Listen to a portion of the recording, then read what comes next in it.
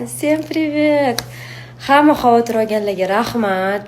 Bugun ancha yaxshiman. Kecha vobshe qo'rqib ketdim. Mazam bo'lmay qoldi kechki payt.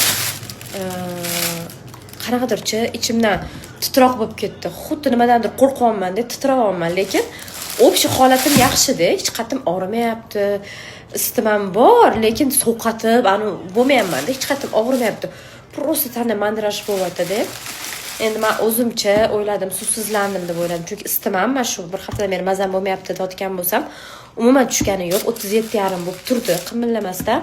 37,5 da men isitma tushiradigan dori ichmayman. O'shanga pol isitmada yurdim. Menimcha organizm suvsizlandi.